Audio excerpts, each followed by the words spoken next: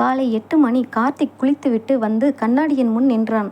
தலையை வாரும்போது காதோரத்தில் எட்டி பார்த்த அந்த ஓரிரண்டு நரைமுடிகள் அவனை பார்த்து சிரிப்பது போல் இருந்தது. கடந்த மாதம்தான் அவனுக்கு 31 வயது முடிந்தது.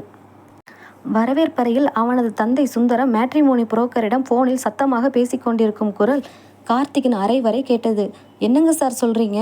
பையனுக்கு 31 வயசாயிடுச்சுன்னு பொண்ணு வீட்டில் தயங்குறாங்களா? நல்ல பையனுங்க, எந்த கெட்ட பழக்கமும் இல்லை. ஐடியில் மாதம் 65,000 கை நிறைய சம்பளம் வாங்குறான். மறுமுனையில் புரோக்கர் ஏதோ சொல்ல சுந்தரத்தின் குரல் சட்டென குறைந்தது. ஓ, பொண்ணு மாதம் 1,00,000க்கு மேலே சம்பாதிக்குதா? பையனோட சம்பளம் கம்மியாக இருக்கா? சரிங்க சார், நான் அப்புறம் பேசுகிறேன். விரக்தியோடு ஃபோனை வைத்த தந்தை லேசாக இருமினார். தாய் லட்சுமி ஒரு கப் சூடான டீயை கார்த்திகின் அறைக்கு கொண்டு வந்தாள். அவளது முகத்தில் கவலையின் கோடுகள் ஆழமாக பதிந்திருந்தன. கார்த்திக், உன்னோட காலேஜ் ஃப்ரெண்டு விக்னேஷுக்கு அடுத்த மாதம் கல்யாணமாமே. நேற்று அவங்க அம்மா ஃபோன் பண்ணி பத்திரிக்கை வச்சாங்க. உனக்கு இன்னும் ஒரு நல்ல வரன் அமையலையேப்பா. எனக்கு ராத்திரியெல்லாம் தூக்கமே வரமாட்டேங்குது. லட்சுமியின் குரல் தழுதழுத்தது. கார்த்திக் டீயை கையில் வாங்கியபடியே புன்னகைக்க முயன்றான். அம்மா, எனக்கு இன்னும் சரியான பொண்ணு அமையலை, அவ்வளவுதான். எதுக்கும் அவசரப்படாத, கண்டிப்பாக நடக்கும். சொல்லிவிட்டு அவன் கிளம்பினாலும் மனதிற்குள் ஏதோ ஒரு பாரம் அழுத்தியது. அலுவலகத்திற்கு செல்லும் பஸ்ஸில், சாலையில், உணவகங்களில் என எங்கு பார்த்தாலும் ஜோடிகளாக வலம் வரும் இளைஞர்கள். வாட்ஸ்அப் குழுக்களில் நண்பர்கள் அனுப்பும் அவர்களின் குழந்தைகளின் புகைப்படங்கள். 30 வயதை தாண்டிய ஒரு ஆணுக்கு இந்த சமூகம் கொடுக்கும் அழுத்தத்தையும், இன்னும் கல்யாணம் ஆகலையா என்ற கேள்விக்கு பின்னால் இருக்கும் பரிதாப பார்வையையும் அவன் ஒவ்வொரு வினாடியும் உணரத் தொடங்கினான். அடுத்த நாள் மாலை 7 மணி. டி நகரில் உள்ள ஒரு உயர்தர உணவகம். கார்த்திக் தனியாக ஒரு மேஜையில் அமர்ந்து கடிகாரத்தை பார்த்து கொண்டிருந்தான். அவனது கை விரல்கள் பதற்றத்தில் மேஜையை தட்டி கொண்டிருந்தன. மேட்ரிமோனி மூலம் பேசப்பட்ட திவ்யா என்ற பெண்ணை முதன்முதலாக நேரில் சந்திக்க வந்திருந்தான். 10 நிமிடங்கள் தாமதமாக வந்து அமர்ந்தாள் திவ்யா. அவளது உடையும் கையில் வைத்திருந்த ஆப்பிள் ஃபோனும் அவளது நவீன வாழ்க்கையை காட்டின. Hi Karthik, sorry for the late என்றபடியே அமர்ந்த திவ்யா கார்த்திக்கின் சாதாரண சட்டையையும் அவன் கையில் கட்டியிருந்த சாதாரண வாட்சையும் ஒரு நொடி மேலிருந்து கீழ் வரை அளவெடுத்தாள். பரவாயில்லை திவ்யா, என்ன சாப்பிடுறீங்க என்றான் கார்த்திக் இயல்பாக. ஜஸ்ட் ஒரு கோல்டு காபி. ஓகே, சரி, நாம் நேரடியாகவே விஷயத்துக்கு வரலாம் கார்த்திக். நான் ஒரு ப்ரைவேட் பேங்க்கில் அசிஸ்டன்ட் மேனேஜராக இருக்கேன். என் மந்த்லி சேலரி 1.2 lakhs. உங்களோட ப்ரொஃபைலில் நீங்கள் 65K வாங்குறதா போட்டிருந்தது, அது உண்மையா? கார்த்திக் தொண்டையை நனைத்து கொண்டான். ஆமாம் திவ்யா, நான் ஒரு மிட் லெவல் கம்பெனியில் டெவலப்பராக இருக்கேன். மந்த்லி இன் ஹேண்ட் 65,000 வரும். திவ்யா முகத்தை சுளித்தாள். காபியை ஒரு சிப் குடித்துவிட்டு நிமிர்ந்து பார்த்தாள். சீரியஸ்லி கார்த்திக், 31 வயசில் வெறும் 65,000 தான் வாங்குறீங்களா? என் ஃப்ரெண்ட்ஸோட ஹஸ்பண்ட்ஸ் எல்லாம் ஐடியில் மினிமம் 25 lakhs சிடிசி வச்சுருக்காங்க. இந்த சம்பளத்தை வச்சுக்கிட்டு நீங்கள் எப்படி சென்னை மாதிரி சிட்டியில் ஒரு ஃபேமிலியை ரன் பண்ண போகிறீங்க? என் லைஃப் ஸ்டைலுக்கு இந்த பேக்கேஜ் கண்டிப்பாக செட் ஆகாது. அவள் பேசிய வார்த்தைகள் ஒவ்வொன்றும் கார்த்திக்கின் முகத்தில் அரைந்தது போல் இருந்தது. சுற்றிலும் இருந்தவர்கள் யாராவது கவனிக்கிறார்களா என்று அவனுக்கு கூச்சமாக இருந்தது. திவ்யா, பணத்தை விட பரஸ்பர அன்பும் புரிதலும் தான் வாழ்க்கைக்கு முக்கியம்னு நான் நினைக்கிறேன் என்று கார்த்திக் மெதுவாக சொன்னான். திவ்யா லேசாக சிரித்தாள். அன்பெல்லாம் பேசிக்கிட்டே இருக்கலாம் கார்த்திக், ஆனால் மாத கடைசியில் இஎம்ஐ கட்டவும் மாலுக்கு போகவும் பணம் வேணும். எனக்கு உங்களை விட அதிக சம்பளம் வாங்குகிற புருஷன்தான் வேணும். So this won't work out, bye என்று கூறிவிட்டு அவள் தன் காபி பணத்தை மட்டும் மேஜையில் வைத்துவிட்டு எழுந்து சென்று விட்டாள். கார்த்திக் அந்த இடத்திலேயே சில நிமிடங்கள் உறைந்து போய் அமர்ந்திருந்தான். ஒரு ஆணின் குணம், அவன் குடும்பத்தின் பின்னணி, அவனது நேர்மை எதுவுமே இங்கு பொருட்டல்ல. அவன் மாத இறுதியில் வாங்கும் பேக்கேஜ் மட்டுமே அவனது மனித மதிப்பை தீர்மானிக்கிறது என்பதை முதல் முறையாக மிக கொடூரமாக உணர்ந்தான். முதல் சந்திப்பின் வடு மனதை விட்டு அகலுவதற்குள் அடுத்த வாரமே சுந்தரம் மற்றொரு வரனின் விபரங்களை கார்த்திக்கிடம் நீட்டினார். கார்த்திக், இந்த பொண்ணு பேர் பிரியா, பிகாம் முடிச்சிருக்கா. இவங்க வீட்டில் சம்பளத்தை பற்றியெல்லாம் பெருசாக எதுவும் கேட்கல. பொண்ணோட அப்பா ரொம்ப நல்லவராக பேசுகிறாரு. நீ போய் ஒரு முறை பேசிட்டு வாப்பா என்றார் நம்பிக்கையுடன். மாலையில் ஒரு அமைதியான பூங்காவில் பிரியாவை சந்தித்தான் கார்த்திக். பிரியா பார்க்க லட்சணமாக அமைதியான பெண் போல் தோற்றமளித்தாள். ஆரம்ப கட்ட அறிமுகங்களுக்கு பிறகு பிரியா தன் கைப்பையில் இருந்து ஒரு சிறிய குறிப்பேட்டை எடுத்தாள். கார்த்திக் வியப்புடன் பார்க்க அவள் நிமிர்ந்து அவனை பார்த்தாள்.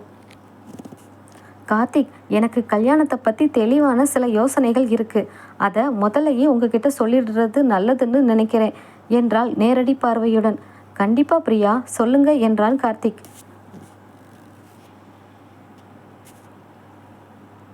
முதல் விஷயம், எனக்கு சுகாதாரம் மற்றும் கட்டுக்கோப்பான வாழ்க்கை ரொம்ப முக்கியம். கல்யாணத்துக்கு அப்புறம் நீங்கள் கண்டிப்பாக உடம்ப குறைக்கணும். வாரத்தில் 6 நாளும் ஜிம்முக்கு போகணும். 2வது, நாம் இருக்க போகிற வீடு என் வேலைக்கு பக்கத்தில் தான் இருக்கணும். 3வது மற்றும் மிக முக்கியமான விஷயம், அவள் சற்று இடைவெளி விட்டாள். கார்த்திக் அவளையே பார்த்து கொண்டிருந்தான். உங்கள் அம்மா அப்பா நம்ம கூட தங்கக்கூடாது. அவங்களுக்கு உங்கள் சொந்த ஊரில் வீடு இருக்குது இல்லையா, அவங்க அங்கே தான் இருக்கணும். விசேஷ நாட்களுக்கு மட்டும் வந்து பார்த்துட்டு போகலாம். அதே போல் உங்கள் மாத சம்பளத்தில் இருந்து அவங்களுக்கு நீங்கள் பணம் அனுப்பக்கூடாது. உங்கள் முழு வருமானமும் நம்ம குடும்பத்துக்காகத்தான் இருக்கணும். கார்த்திக்கின் ரத்தம் கொதித்தது. ஆனால் தன் கோபத்தை அடக்கி கொண்டு அமைதியாக கேட்டான். பிரியா, என் பெற்றோர் என்னை வளர்க்க அவங்களோட முழு வாழ்க்கையையும் தியாகம் பண்ணியிருக்காங்க. இந்த 31 வயசு வரைக்கும் என்னை சீராட்டி வளர்த்தவங்களை கல்யாணத்துக்காக நான் எப்படி தனியாக தள்ள முடியும்? நாளைக்கு உங்கள் பெற்றோருக்கு இந்த நிலைமை வந்தால் நீங்கள் ஏற்றுப்பீங்களா? பிரியா அலட்சியமாக சிரித்தாள். அது வேற இது வேற கார்த்திக். எனக்கு என் சுதந்திரம் முக்கியம். இதெல்லாம் உங்களால் முடியாதுன்னா நீங்கள் எதுக்கு மேட்ரிமோனியில் பொண்ணு தேடுறீங்க? பெற்றோரையே கட்டிக்கிட்டு வீட்டிலையே உட்கார வேண்டியது தானே. அந்த வார்த்தைகள் கார்த்திக்கின் மனதை ஈட்டியாக குத்தின. பெற்றோரை காப்பாற்றுவது ஒரு ஆணின் கடமை பிரியா. அது உங்களுக்கு சுமையாக தெரிஞ்சால் கண்டிப்பாக நம்ம 2 பேருக்கும் செட் ஆகாது என்று கூறிவிட்டு நிமிர்ந்த நடையோடு அங்கிருந்து வெளியேறினான். அடுத்த சில நாட்களில் உறவினர் ஒருவர் மூலமாக வந்த வரன் காவ்யா. ஒரு அமைதியான காபி ஷாப்பில் காவ்யாவை சந்தித்தான் கார்த்திக். காவ்யா மிகவும் அமைதியாக, அதே சமயம் ஒருவித சோகத்துடனேயே காணப்பட்டாள். கார்த்திக் எவ்வளவோ பேசி பார்த்தும் அவளிடமிருந்து ஒற்றை வார்த்தை பதில்களே வந்தன. காவ்யா, உங்களுக்கு இந்த திருமணத்தில் விருப்பம் இருக்கா? ஏதோ யோசனையாகவே இருக்கீங்களே என்றான் கார்த்திக் மென்மையாக. காவ்யாவின் கண்களில் லேசாக கண்ணீர் துளிர்த்தது. சாரி கார்த்திக், நான் உங்களை ஏமாற்ற விரும்பலை. எனக்கு கடந்த 4 வருஷமாக ஒருத்தரை காதலிச்ச அனுபவம் இருக்குது. நாங்கள் 2 பேரும் உயிருக்கு உயிராக நேசித்தோம். ஆனால் ஜாதி வேறுபாடு காரணமாக என் வீட்டில் பலவந்தமாக எங்களை பிரிச்சுட்டாங்க. என் அம்மா என் மேலே சத்தியம் பண்ணி உங்களை வந்து பார்க்க வச்சுருக்காங்க. கார்த்திக் அதிர்ச்சியுடன் அவளை பார்த்தான். என் மனசில் இன்னும் அவரோட நினைவுகள் மட்டும்தான் இருக்குது கார்த்திக். அந்த இடத்துல இன்னொருத்தரை கற்பனை செய்து பார்க்கக்கூட என்னால் முடியலை. உங்ககிட்ட இதை மறைச்சி கல்யாணம் பண்ணிக்கிட்டா அது உங்களுக்கு நான் செய்கிற மிகப்பெரிய துரோகம். தயவு செஞ்சு என்னை மன்னிச்சிடுங்க. நீங்களே இந்த பொண்ணு எனக்கு வேண்டாம்னு உங்கள் வீட்டில் சொல்லிடுங்க என்று கைகூப்பினாள் காவ்யா. கார்த்திக்கிற்கு அவள் மேல் கோபம் வரவில்லை, மாறாக பரிதாபமே வந்தது. பரவாயில்லை காவ்யா, உங்கள் உண்மையை பாராட்டுறேன். வீட்டார் கட்டாயத்துக்காக உங்கள் வாழ்க்கையை வீணடிச்சுக்காதீங்க. நான் என் வீட்டில் பார்த்து பேசிக்கிறேன் என்றான். வீட்டிற்கு திரும்பும் வழியில் கார்த்திக் யோசித்தான். ஏன் எனக்கு மட்டும் இப்படி? ஒருத்தி பணத்தை பார்க்குறா, இன்னொருத்தி பெற்றோரையும் சுயமரியாதையையும் விற்க சொல்கிறா, இன்னொருத்தியோ மறக்க முடியாத கடந்த காலத்தோடு நிற்கிறா. நிராகரிப்புகள் வெறும் காயங்களை மட்டும் தரவில்லை, மனிதர்களின் பல முகங்களையும் போலித்தனங்களையும் அவனுக்கு தெளிவாக கற்றுக் கொடுத்து கொண்டிருந்தன. சுந்தரமும் லட்சுமியும் சோர்ந்து போகவில்லை. அடுத்ததாக ஸ்வேதா என்ற 25 வயது பெண்ணின் ஜாதகத்தை பொருத்தி பார்த்து அவளை சந்திக்க ஏற்பாடு செய்தனர். ஸ்வேதா வந்து இறங்கிய போதே அவளது கையில் இருந்த அதிநவீன ஸ்மார்ட் போனும் ட்ரைபாடும் கார்த்திக்கின் கவனத்தை ஈர்த்தன. மேஜையில் அமர்ந்த அடுத்த வினாடியே அவள் தன் போனை ஆன் செய்து காபி கப்பை வெவ்வேறு கோணங்களில் படம் பிடிக்க தொடங்கினாள். ஹாய் கார்த்திக், ஒரு 2 நிமிஷம் இன்ஸ்டாவில் ஒரு ஸ்டோரி போட்டுடுறேன். டேட்டிங் வித் பொட்டன்ஷியல் மேட்ச்னு டேக் பண்ணுறேன், ஓகேவா என்றால் உற்சாகமாக. கார்த்திக் தயங்கினான். இல்லை ஸ்வேதா, இது நம்ம தனிப்பட்ட சந்திப்பு. சமூக வலைதளத்தில் போடணுமா? ஸ்வேதா சத்தமாக சிரித்தாள். ஐயோ கார்த்திக், என்ன நீங்கள் 90s கிட்ஸ் மாதிரி பேசுகிறீங்க? லைஃப்னா சோசியல் மீடியா தான். எனக்கு இன்ஸ்டாவில் 50K ஃபாலோவர்ஸ் இருக்காங்க. என் ஹஸ்பண்ட் என்ன நல்ல ஆடம்பரமான இடங்களுக்கு கூட்டிகிட்டு போகணும், ட்ரெண்டிங்காக ட்ரெஸ் பண்ணணும், நாங்கள் பண்ணுற ரீல்ஸ் மில்லியன் வியூஸ் போகணும். அதுதான் என் ட்ரீம். ஸ்வேதா, வாழ்க்கைங்கிறது சோசியல் மீடியா கேமராவுக்கு முன்னாடி வாழ்கிறது மட்டும் இல்லையே, நிஜத்தில் வர்ற கஷ்ட நஷ்டங்களை எதிர்கொள்கிறது தானே என்றான் கார்த்திக். ஐயோ, எனக்கு இந்த தத்துவமெல்லாம் பிடிக்காது கார்த்திக். நீங்கள் பார்க்க ரொம்ப சிம்பிளாக ஓல்டு ஃபேஷனாக இருக்கீங்க. உங்களோட இருந்தால் என் ஃபாலோவர்ஸ் கவுண்ட் குறைஞ்சிடும். உங்களுக்கு ரீல்ஸ் பண்ண தெரியுமா? ட்ரெண்டிங்காக டான்ஸ் ஆடுவீங்களா? கார்த்திக் தலையசைத்து இல்லை என்றான். Then sorry Karthik, we are not made for each other என்று கூறிவிட்டு தன் ஃபோனை கையில் எடுத்தபடி ஒரு செல்ஃபி எடுத்துக்கொண்டு அங்கிருந்து நகர்ந்தாள் ஸ்வேதா. கார்த்திக் புன்னகைத்து கொண்டான். இந்த நிராகரிப்பு அவனுக்கு எந்த வழியையும் தரவில்லை, மாறாக போலித்தனமான ஒரு உலகத்தில் இருந்து தப்பித்து விட்ட நிம்மதியே கிடைத்தது. தொடர் நிராகரிப்புகளும் அவமானங்களும் கார்த்திக்கின் மனதை ஆழமாக பாதித்தன. அன்றைய இரவு அறைக்குள் தனிமையில் அமர்ந்திருந்த அவனது கண்களில் இருந்து மெதுவாக கண்ணீர் வழிந்தது. 30 வயசை கடந்துட்டாலே இந்த சமூகம் நம்ம ஒரு குற்றவாளி போலத்தான் பார்க்குமா? நம்ம உழைப்பு, குணம், நேர்மை இதெல்லாம் யாருக்குமே தேவையில்லையா என்று தனக்குள்ளேயே குமுறினான். அடுத்த நாள் காலை நண்பன் பாலா கார்த்திக்கின் வீட்டிற்கு வந்தான். கார்த்திக்கின் சோர்வான முகத்தை பார்த்ததுமே பாலாவிற்கு விஷயம் புரிந்தது. மச்சி, போதுண்டா. மற்றவங்க உன்னை நிராகரிக்கிறாங்கன்னு நினச்சி நீ ஏன் உடஞ்சி போகிற? உன்னை நிராகரித்தவங்க யாருமே உன் தகுதியை சரியாக எடை போடலை. அவங்க அவங்களோட சுயநலத்தையும் போலித்தனத்தையும் தான் உன்கிட்ட காட்டியிருக்காங்க என்றான் பாலா அவனது தோளை தட்டி. ஆனால் பாலா, ஒவ்வொருத்தரும் ஒவ்வொரு காரணத்தை வச்சு நிராகரிக்கும் போது எனக்குள்ள ஏதோ குறை இருக்கிறது போல தோணுதுடா. இல்லை கார்த்திக், உன் சம்பளம் கம்மியாக இருக்குன்னு ஒருத்தி சொன்னால, அதுக்கு நீ அவளை பழிவாங்க தேவையில்லை. ஆனால் உன்னோட சுயமரியாதைக்காகவும் உன் வாழ்க்கைக்காகவும் நீ அடுத்த கட்டத்துக்கு போகணும். 30+ங்கிறது முடிவு இல்லைடா. அதுதான் ஒரு ஆணோட நிஜமான வளர்ச்சி தொடங்க போகிற இடம். பாலாவின் வார்த்தைகள் கார்த்திக்கின் மனதிற்குள் ஒரு பெரிய பொறியை மூட்டின. அன்றைய இரவே கார்த்திக் ஒரு தீர்க்கமான முடிவிற்கு வந்தான். இனிமேல் பிறருக்காக என்னை மாற்றிக்கொள்ள மாட்டேன். ஆனால் என் சுயமரியாதையை காக்க என் தகுதியை உயர்த்துவேன். அடுத்த 6 மாதங்கள் கார்த்திக்கின் வாழ்க்கையில் ஒரு தவக்காலமாக மாறின.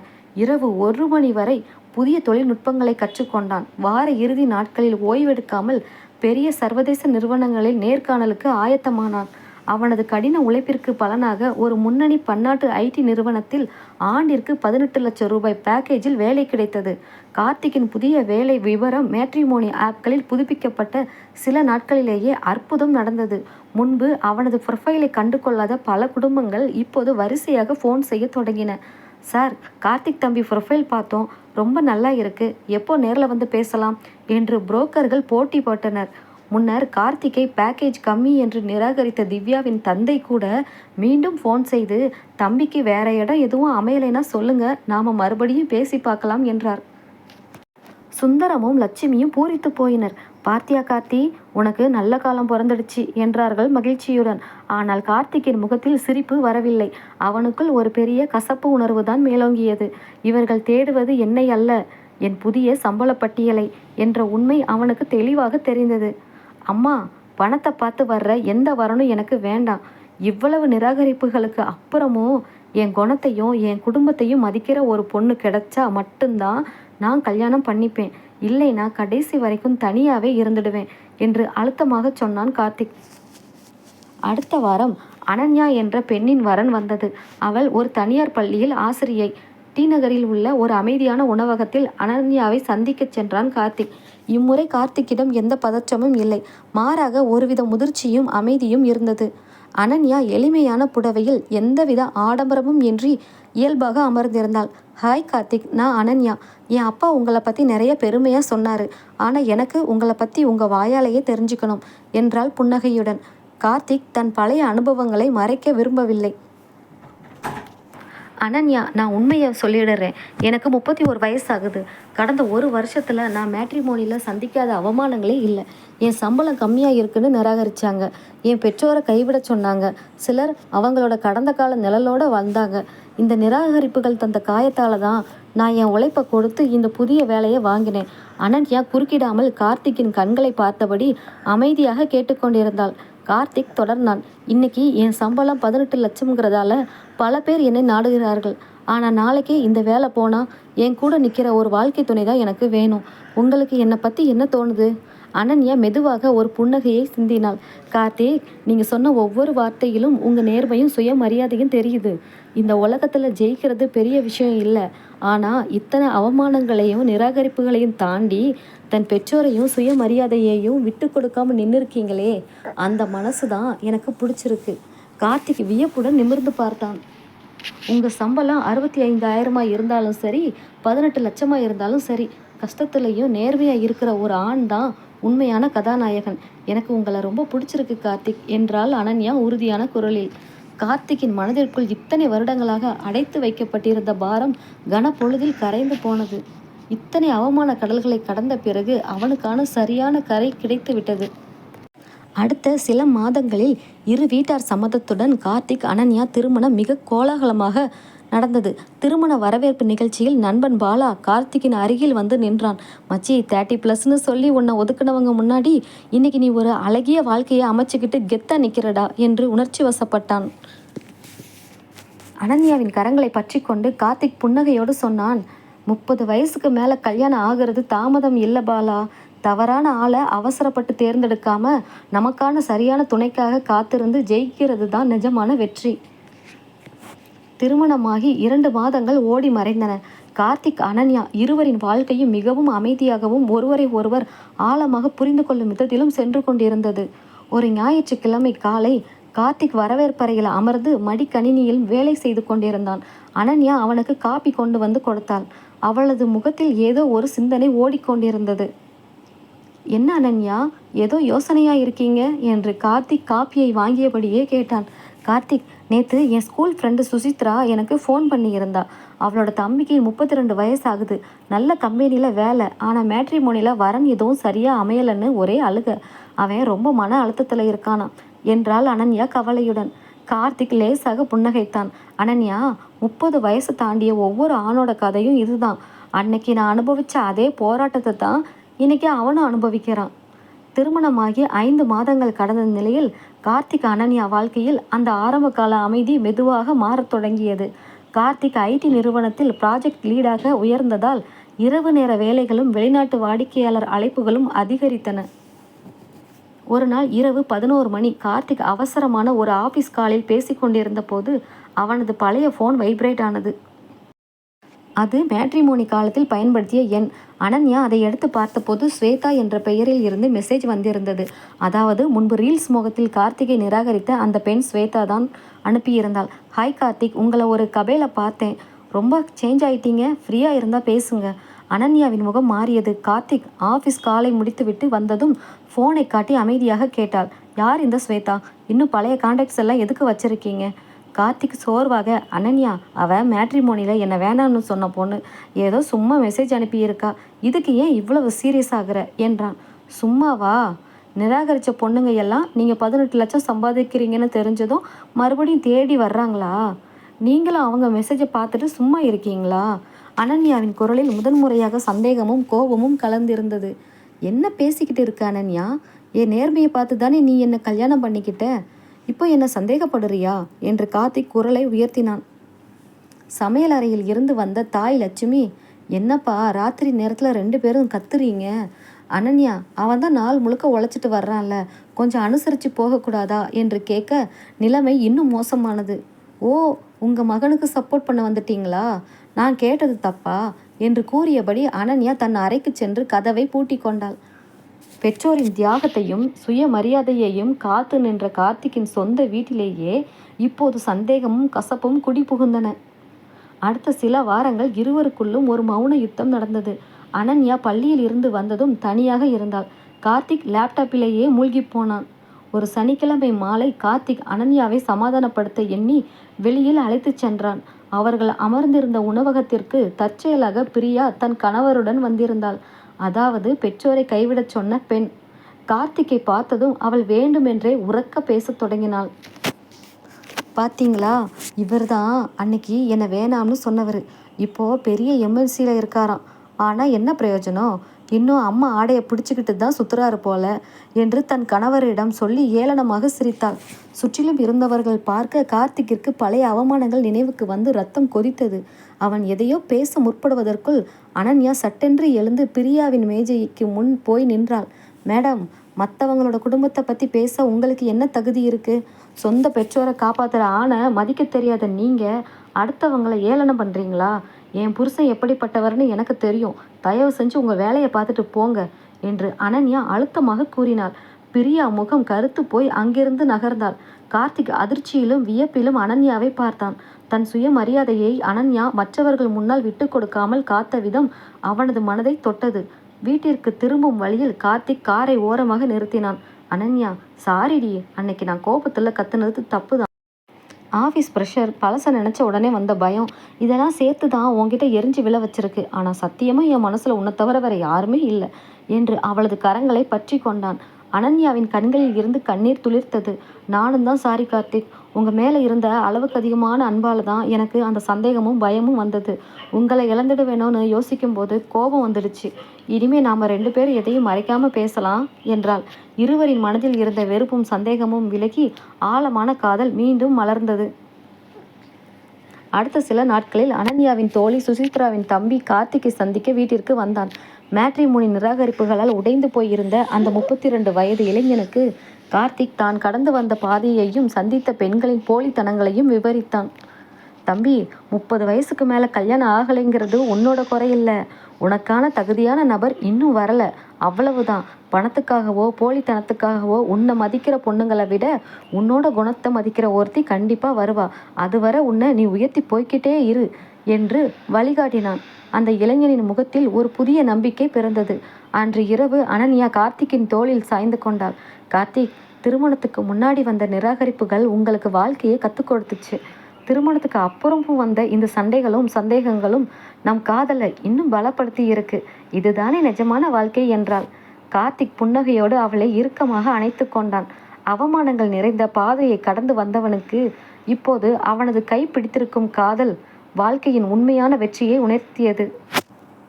சில மாதங்கள் அமைதியாக நகர்ந்தன. கார்த்திக்கின் வாழ்க்கையில் அடுத்த கட்ட மகிழ்ச்சியாக அனன்யா கர்ப்பமாக இருக்கும் செய்தி குடும்பத்திற்கு தெரிய வந்தது. சுந்தரமும் லட்சுமியும் அடைந்த ஆனந்தத்திற்கு எல்லையே இல்லை. 30 வயதை கடந்த பின் சமூகத்தின் பரிதாப பார்வையை சந்தித்த கார்த்திக்கிற்கு இந்த செய்தி ஒரு மிகப்பெரிய நிறைவை தந்தது. ஆனால் வாழ்க்கை எப்போதும் ஒரே நேர்கோட்டில் பயணிப்பதில்லையே. ஒரு ஞாயிற்றுக்கிழமை மதியம் கார்த்திக்கின் வீட்டிற்கு ஒரு எதிர்பாராத விருந்தாளி வந்தான். கதவை திறந்த கார்த்திக் அதிர்ந்து போனான். வந்தவன் அவனது கல்லூரி தோழன் கார்த்திகேயன். கார்த்திகேயன் மேட்ரிமோனி காலத்தில் கார்த்திக்கை ஜாதி மறுப்பு காதல் காரணத்தை கூறி நிராகரித்தாலே அந்த காவ்யாவின் கணவன். அவனை வீட்டிற்குள் அழைத்து உபசரித்தான் கார்த்திக். சிறிது நேர தயக்கத்திற்கு பிறகு கார்த்திகேயன் பேசத் தொடங்கினான். கார்த்திக், காவ்யா உன்கிட்ட பழைய கதையை சொல்லி நிராகரிச்சது எனக்கு அப்புறம்தான் தெரிஞ்சது. அவள் பெற்றோர் கட்டாயத்தால் என்ன மறந்துட்டு உன்னை கல்யாணம் பண்ணிக்க சம்மதிச்சா. ஆனால் அன்னைக்கு நீ காவ்யாவோட உணர்வுகளுக்கு மதிப்பு கொடுத்து விலகின பாரு. அதனால தான் இன்னைக்கு நாங்கள் 2 பேரும் ஒன்றா வாழ முடியுது. என் குடும்ப பிரச்சனையால் அவள் மன அழுத்தத்தில் இருக்கா. உன்கிட்ட ஒரு உதவி கேட்டு தான் வந்தேன். கடந்த காலத்தில் தனக்கு நேர்ந்த நிராகரிப்பு இன்று ஒரு குடும்பத்தை காப்பாற்றும் ஒரு நல்ல காரியமாக மாறியிருப்பதை நினைத்து கார்த்திக் வியந்தான். அவனுக்கு தேவையான சட்ட மற்றும் நிதி ஆலோசனைகளை வழங்கி அனுப்பி வைத்தான். அனன்யாவின் கர்ப்ப காலம் நெருங்க நெருங்க கார்த்திக் வேலையிலும் குடும்பத்திலும் தீவிரமாக இயங்கினான். அப்போதுதான் அவனுக்கு நிறுவனத்தில் ஆட்குறைப்பு பற்றிய வதந்திகள் வர தொடங்கின. கார்த்திக் பணிபுரியும் ப்ராஜெக்ட் திடீரென நிறுத்தப்படவே அடுத்த 2 மாதங்களுக்கு அவனுக்கு புதிய ப்ராஜெக்ட் கிடைக்கவில்லை. 18 லட்சம் சம்பளம் வாங்கியவனுக்கு திடீரென வேலை போகுமோ என்ற பயம் தொற்றிக்கொண்டது. இந்த விஷயம் எப்படியோ மேட்ரிமோனி புரோக்கர்கள் மூலம் பரவ, பார்த்தீங்களா பெரிய சம்பளம்னு குதிச்சான், இப்போ வேலையே போயிடுச்சான் என்று உறவினர்கள் சிலர் மீண்டும் கிசுகிசுக்க தொடங்கினர். கார்த்திக்கின் மனதிற்குள் பழைய பயமும் மீண்டும் என் மதிப்பு குறைகிறதோ என்ற தாழ்வு மனப்பான்மையும் தலை தூக்கியது. அவன் அனன்யாவிடம் தயங்கியபடியே சொன்னான். அனன்யா, ஒருவேளை என் வேலை போயிட்டா நம்ம பழையபடி 65,000 சம்பளத்துக்கு தான் போகணும். உன்னால் இதை தாங்கிக்க முடியுமா? அனன்யா அவன் கையை பிடித்து அவனது கண்களை நேராக பார்த்தாள். கார்த்திக், அன்னைக்கு திவ்யா உங்களை 65,000 சம்பளம்னு நிராகரிச்சா. ஆனால் நான் உங்களை நேசித்தது உங்கள் சம்பளத்துக்காக இல்லை, உங்கள் நேர்மைக்காக. நீங்கள் ரோட்டோர கடையில் வேலை செஞ்சாலும் என் புருஷனா உங்கள் கூட நிற்கிறதுல எனக்கு எந்த தயக்கமும் இல்லை. இந்த 18 லட்சம் இல்லைனாலும் நாம் வாழ்வோம். அந்த வார்த்தைகள் கார்த்திக்கின் மனதில் இருந்த கடைசி பயத்தையும் சுட்டெரித்தன. ஒரு ஆணுக்கு உண்மையான வெற்றி அவன் வாங்கும் பேக்கேஜில் இல்லை, அவனை கைவிடாத வாழ்க்கை துணையில் தான் இருக்கிறது என்பதை அவன் முழுமையாக உணர்ந்தான். அனன்யாவின் நம்பிக்கையும் கார்த்திக்கின் விடாமுயற்சியும் வீண் போகவில்லை. அடுத்த சில வாரங்களிலேயே கார்த்திக்கிற்கு புதிய ப்ராஜெக்ட் கிடைத்தது மட்டுமின்றி அவன் திறமையை பாராட்டி அமெரிக்காவிற்கு சென்று பணிபுரியும் வாய்ப்பும் தேடி வந்தது. அடுத்த மாதமே அனன்யாவிற்கு ஒரு அழகிய பெண் குழந்தை பிறந்தது. குழந்தையை தன் கையில் ஏந்திய போது கார்த்திக்கின் கண்களில் இருந்து ஆனந்த கண்ணீர் வழிந்தது. 31 வயதில் நரைமுடியை பார்த்து அஞ்சியவன், மேட்ரிமோனியில் அவமானங்களை சந்தித்தவன், இன்று ஒரு தந்தையாக, ஒரு முழுமையான குடும்ப தலைவனாக நிமிர்ந்து நின்றான். மருத்துவமனையின் வெளியே நின்ற கார்த்திக் தன் நண்பன் பாலாவிற்கு ஃபோன் செய்து சொன்னான். மச்சி, 30 வயசுக்கு மேலே கல்யாணம் ஆகலையேன்னு கவலைப்படுற ஒவ்வொரு ஆணுக்கும் நான் ஒன்று தான் சொல்லுவேன். சமூகம் போடுற முத்திரையையோ பொண்ணுங்க பண்ணுற நிராகரிப்பையோ பார்த்து உடஞ்சி போகாதீங்க. நமக்கு சரியான நேரம் வரும்போது நம்ம அப்படியே ஏற்றுக்கிற ஒரு தேவதை கண்டிப்பாக வருவா. அன்னைக்கு நாம் கடந்து வந்த எல்லா அவமானங்களும் ஒரு சின்ன தூசியாக மாறிடும். வானத்தில் உதித்த விடியல் சூரியன் கார்த்திக்கின் புதிய வாழ்க்கையை வெளிச்சமாக்கி கொண்டிருந்தது. குழந்தை பிறந்து 6 மாதங்கள் கடந்த நிலையில் கார்த்திக்கிற்கு வந்த அந்த அமெரிக்க ஆன்சைட் வாய்ப்பிற்கான வேலைகள் வேகம் எடுத்தன. விசா நேர்காணல் முடிந்து கலிபோர்னியா செல்ல தேதியும் குறிக்கப்பட்டது. ஆனால் கார்த்திக்கின் மனதிற்குள் மீண்டும் ஒரு மெல்லிய தயக்கம் தலை தூக்கியது. பெற்றோர் சுந்தரமும் லட்சுமியும் வயதானவர்கள், குழந்தையும் சிறியது. அனன்யாவை மட்டும் அழைத்து கொண்டு வெளிநாடு செல்வதா அல்லது பெற்றோர்களையும் உடன் கூட்டிச் செல்வதா? ஒரு காலத்தில் பெற்றோரை தனியாக விட்டுவிடு என்று கண்டிஷன் போட்ட பிரியாவின் வார்த்தைகள் அவனது நினைவுக்கு வந்தன. கார்த்திக் அனன்யாவிடம் தயக்கமாக பேசினான். அனன்யா, அங்கே போய் செட்டிலாக 2 மாதம் ஆகும். அதுவரை குழந்தைய வச்சுக்கிட்டு நீயும் தனியாக சிரமப்படணும். அதோட அம்மா அப்பாவை இங்கே தனியாக விட்டுட்டு போக என் மனசு கேட்கலடி. அனன்யா லேசாக சிரித்தாள். கார்த்திக், நீங்கள் நினைக்கிறத நான் புரிஞ்சுக்கிட்டேன். உங்கள் பெற்றோரை தனியாக விடுற எண்ணம் எனக்கு என்றைக்குமே இருந்ததில்லை. நாம் எல்லாரும் ஒன்றாவே போகலாம். விசாவிற்கு ஏற்பாடு பண்ணுங்க. அவங்க 2 பேரும் நம்ம கூட இருந்தால் குழந்தைய பார்த்துக்கிறதுக்கும் உதவியாக இருக்கும், அவங்களுக்கும் ஒரு சந்தோஷமாக இருக்கும். அனன்யாவின் இந்த பெருந்தன்மையான குணம் கார்த்திக்கின் பெற்றோரை கண்கலங்கச் செய்தது. 30 வயசு வரைக்கும் வரன் அமையலையேன்னு நாங்கள் பட்ட கஷ்டத்துக்கு கடவுள் எங்களுக்கு கொடுத்த மிகப்பெரிய பாக்கியம்டா அனன்யா என்று லட்சுமி உணர்ச்சி வசப்பட்டாள். குடும்பத்தோடு அமெரிக்காவிற்கு சென்று சேர்ந்தான் கார்த்திக். புதிய சூழல், புதிய வேலை, குழந்தையின் மழலை சிரிப்பு என வாழ்க்கை மிகவும் அழகாக நகர்ந்து கொண்டிருந்தது. கார்த்திக் தன் திறமையால் கம்பெனியில் குறுகிய காலத்தில் நல்ல பெயரையும் பெற்றான். ஒரு ஞாயிற்றுக்கிழமை மாலை சான் ஓசே நகரில் உள்ள ஒரு இந்திய சூப்பர் மார்க்கெட்டிற்கு அனன்யா குழந்தை மற்றும் பெற்றோருடன் சென்றிருந்தான் கார்த்திக். பொருட்களை வாங்கிவிட்டு வெளியே வரும்போது அங்கே ட்ராலி தள்ளியபடி வந்த ஒரு பெண்ணை பார்த்து கார்த்திக் திடுக்கிட்டான். அது ஸ்வேதா, அதாவது இன்ஸ்டாகிராம் ரீல்ஸ் மோகத்தில் கார்த்திக்கை நிராகரித்த அதே பெண். ஆனால் அன்று இன்ஸ்டாகிராமில் பார்த்த ஆடம்பரமான ஸ்வேதாவுக்கும் இன்று எதிரில் நிற்கும் பெண்ணுக்கும் மிகப்பெரிய வித்தியாசம் இருந்தது. அவள் முகத்தில் எந்த பொலிவும் இல்லை. கண்களில் ஒருவித சோர்வு மட்டுமே நிறைந்து வழிந்தது. ஸ்வேதாவும் கார்த்திக்கை பார்த்துவிட்டாள். அவன் அருகில் அனன்யா, அவனது கைப்பிடித்த குழந்தை சிரித்தபடி அவனுடன் நடந்து வரும் பெற்றோர்களை பார்த்ததும் அவள் முகம் மாறியது. ஹாய் கார்த்திக் என்று மெல்லிய குரலில் அழைத்தாள். ஹாய் ஸ்வேதா, எப்படி இருக்கீங்க? அமெரிக்கா எப்போ வந்தீங்க என்றான் கார்த்திக் இயல்பாக. கல்யாணமாகி 2 வருஷம் ஆச்சு கார்த்திக். என் ஹஸ்பண்ட் இங்கே தான் ஒர்க் பண்ணுறாரு. ஆனால் அவள் குரல் தழுதழுத்தது. அவர் சோசியல் மீடியாவில் காட்டுற ஆடம்பர வாழ்க்கையெல்லாம் போய் நிஜத்தில் தினமும் சண்டை, நிம்மதியே இல்லை. அன்னைக்கு நான் உங்களை ரொம்ப தவறாக எடை போட்டுட்டேன் கார்த்திக். பணமும் சோசியல் மீடியா ஃபாலோவர்ஸும் தான் வாழ்க்கைன்னு நினச்சேன். ஆனால் உண்மையான அன்பும் நிம்மதியும் இல்லாத வாழ்க்கை எவ்வளவு நரகம்னு இப்போ புரியுது. ஸ்வேதா தன் தவற்றை உணர்ந்து கண் கலங்கினாள். கார்த்திக் அமைதியாக சொன்னான். ஸ்வேதா, கடந்து போனதை யோசிச்சு கவலைப்படாதீங்க. வாழ்க்கையில் எல்லாரும் ஏதோ ஒரு கட்டத்தில் தவறு பண்ணுறது இயல்பு தான். விட்டு கொடுத்து போங்க, கண்டிப்பாக உங்கள் வாழ்க்கையும் சரியாகும். அருகில் நின்ற அனன்யா ஸ்வேதாவிற்கு ஆறுதலாக புன்னகைத்து விடை பெற்றாள். சூப்பர் மார்க்கெட்டை விட்டு வெளியே வந்து காரில் ஏறியதும் கார்த்திக் அனன்யாவின் கைகளை பற்றி கொண்டான். என்ன யோசிக்கிறீங்க கார்த்திக் என்று கேட்டாள் அனன்யா. ஒன்றுமில்லடி, ஒரு காலத்தில் என்ன பேக்கேஜ் போதாது, சோசியல் மீடியாவுக்கு செட் ஆக மாட்டான், பெற்றோரை கைவிடணும்னு சொல்லி நிராகரித்தவங்க எல்லாரும் இன்னைக்கு அவங்களோட போலித்தனமான வாழ்க்கையில் நிம்மதியை தேடி அலைஞ்சிக்கிட்டு இருக்காங்க. ஆனால் என் சுய மரியாதையையும் என் பெற்றோரையும் விட்டு கொடுக்காம நின்ன எனக்கு கடவுள் உன்ன மாதிரி ஒரு உண்மையான அன்பையும் நிம்மதியான வாழ்க்கையையும் கொடுத்துருக்காரு. அனன்யா அவன் தோளில் தலை சாய்த்து, உண்மையான அன்புக்கும் நேர்மைக்கும் எப்போவுமே வெற்றி தாமதமாக தான் கிடைக்கும் கார்த்திக். ஆனால் அந்த வெற்றி என்றைக்குமே நிலைச்சு நிற்கும் என்றாள். பின்னாசனத்தில் அமர்ந்திருந்த தாய் லட்சுமி குழந்தையை தாளாட்ட சுந்தரம் புன்னகையோடு ஜன்னல் வழியே வெளியே பார்த்து கொண்டிருந்தார். 30 வயதை கடந்து சமூகத்தின் கேலி பார்வைகளையும் மேட்ரிமோனியின் கொடூரமான நிராகரிப்புகளையும் தாண்டி வந்த கார்த்திக் இன்று தன் குடும்பத்தோடு நிஜமான மகிழ்ச்சியையும் வெற்றியையும் அடைந்து கம்பீரமாக நின்றான். அமெரிக்காவில் 2 வருடங்கள் அதிவேகமாக ஓடி மறைந்தன. கார்த்திக்கின் மகள் நிலாவிற்கு இப்போது 3 வயதாக போகிறது. கார்த்திக்கின் உழைப்பிற்கும் நேர்மைக்கும் கம்பெனியில் சீனியர் ஆர்கிடெக்ட் ஆக பதவி உயர்வும் கிரீன் கார்டு வரைமுறைகளுக்கான வாய்ப்புகளும் தேடி வந்தன. ஆனால் ஒரு நாள் இரவு சுந்தரம் லேசான நெஞ்சுவலியால் அவதிப்பட்டார். உடனடியாக மருத்துவமனையில் அனுமதித்து சிகிச்சை அளித்ததால் பெரிய ஆபத்து தவிர்க்கப்பட்டது. மருத்துவமனையில் இருந்து வீட்டிற்கு வந்த சுந்தரம் கார்த்திக்கின் கைகளை பிடித்து கொண்டு மெதுவாக சொன்னார். கார்த்திக், இங்கே எல்லாமே நல்லா தான் இருக்குப்பா. ஆனால் இந்த வயசில் எனக்கு நம்ம சொந்த ஊர், நம்ம வீட்டின் திண்ணை, சொந்த பந்தங்களோட ஒன்றா இருக்கிற அந்த நிம்மதி தான் வேணும்னு தோணுது. என் கடைசி காலத்தில் நான் நம்ம மண்ணில் இருக்க ஆசைப்படுறேன்டா. கார்த்திக் யோசனைகள் ஆழ்ந்தான். லட்சுமியின் முகத்திலும் தாயகத்திற்கு திரும்பும் ஏக்கமே தென்பட்டது. அனன்யா கார்த்திக்கின் மன ஓட்டத்தை புரிந்து கொண்டாள்.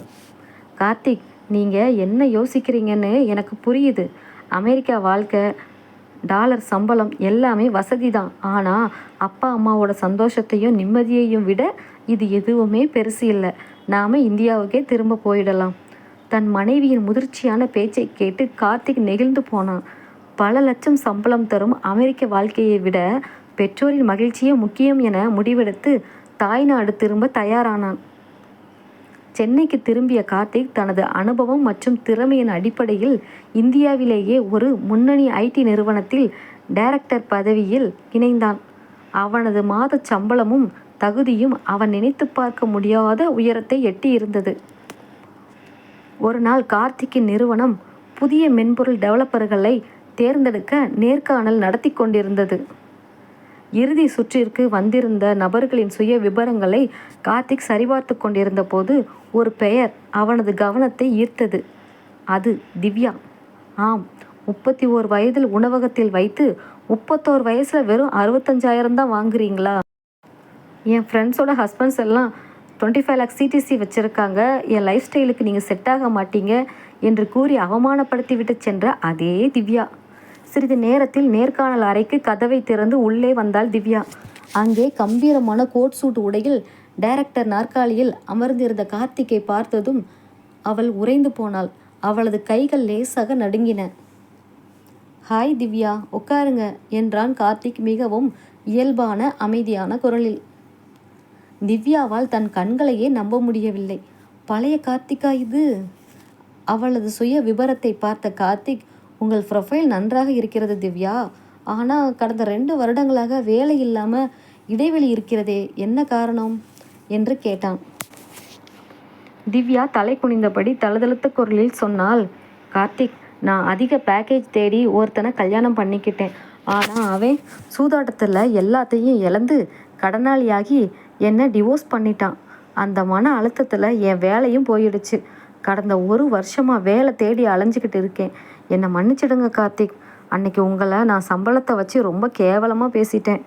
அவளது கண்களில் இருந்து கண்ணீர் வழிந்தது. திவ்யா அழுகுவதை பார்த்த கார்த்திக்கிற்கு ஒரு நொடி பழைய அவமானங்கள் நினைவுக்கு வந்தன. அவன் நினைத்திருந்தால் அவளது விண்ணப்பத்தை நிராகரித்து தன் பழைய அவமானத்திற்கு பழிவாங்கி இருக்க முடியும். ஆனால் கார்த்திக் லேசாக புன்னகைத்தான். திவ்யா, வாழ்க்கைங்கிறது பணத்தையோ பேக்கேஜையோ வச்சு மட்டும் நிர்ணயிக்கப்படுறது இல்லைங்கிறத காலம் உங்களுக்கு கற்றுக் கொடுத்துருக்கு. அன்னைக்கு நீங்கள் என்னை நிராகரித்தது எனக்கு காயத்தை கொடுத்தாலும் என் தகுதியை உயர்த்திக்கணுங்கிற வெறியையும் கொடுத்தது. அதனால் உங்கள் மேலே எனக்கு எந்த கோபமும் இல்லை. கார்த்திக் அவளது நேர்காணல் படிவத்தில் தேர்வு செய்யப்பட்டார் என்று கையெழுத்திட்டான். உங்கள் திறமைக்கு இந்த வேலை உங்களுக்கு கண்டிப்பாக கிடைக்கும். பழசையெல்லாம் மறந்துட்டு வாழ்க்கையில் புதுசாக ஒரு நேர்மையான தொடக்கத்தை தொடங்குங்க. ஆல் தி பெஸ்ட் என்று கூறி கை கொடுத்தான். திவ்யா அதிர்ச்சியிலும் நெகிழ்ச்சியிலும் வார்த்தைகள் இன்றி நின்றாள். தன்னை கேவலப்படுத்தியவளுக்கே அவளது திறமையை மதித்து வேலை கொடுத்த கார்த்திக்கின் உயரிய பண்பை கண்டு அவளது தலை சுயமரியாதையோடு வணங்கியது. மாலை வீட்டிற்கு திரும்பிய கார்த்திக் நடந்த விஷயங்களை அனன்யாவிடம் கூறினான். அனன்யா அவனையே பெருமையோடு பார்த்தாள். பழி வாங்குறதுல கெத்து இல்லை கார்த்திக். நம்ம காயப்படுத்தினவங்களும் வெக்கப்படுற அளவுக்கு அவங்களுக்கு நல்லது செய்கிறது தான் உண்மையான கம்பீரம். நீங்கள் நிஜமான கதாநாயகன் என்று கூறி அவனை கட்டி அணைத்து கொண்டாள். இரவு நிலா பாப்பாவை தூங்க வைத்துவிட்டு பால்கனியில் அனன்யாவுடன் நின்றிருந்தான் கார்த்திக். 31 வயசில் காதோர நரைமுடியை பார்த்து அஞ்சிய அந்த இளைஞன் சமூகத்தின் பரிதாப பார்வைகள், மேட்ரிமோனி ஆப்களின் கொடூரமான நிராகரிப்புகள், பண ஆசை பிடித்த மனிதர்களின் ஏளனங்கள் என எல்லாவற்றையும் கடந்து வந்திருக்கிறான். அவன் தன் சுயமரியாதையை விற்கவில்லை, பெற்றோரை கைவிடவில்லை, குறுக்கு வழியில் பயணிக்கவில்லை. நேர்மையும் கடின உழைப்பும் மட்டுமே அவனது ஆயுதங்களாக இருந்தன. அனன்யாவின் கைகளை பற்றி கொண்டு நிலவின் வெளிச்சத்தில் பிரகாசித்த தன் மகளையும் பெற்றோரையும் பார்த்தபடியே கார்த்திக் மனதிற்குள் நினைத்து கொண்டான். வாழ்க்கையில் நிராகரிப்புகள் என்பவை முடிவல்ல. அவை நம் உண்மையான தகுதியை அடைய தள்ளப்படும் தொடக்க புள்ளிகள் மட்டுமே. கதை பிடிச்சிருந்தால் லைக் பண்ணுங்கள், ஷேர் பண்ணுங்கள், கமெண்ட் பண்ணுங்கள், சப்ஸ்கிரைப் பண்ணுங்கள் ஃப்ரெண்ட்ஸ். தேங்க்யூ.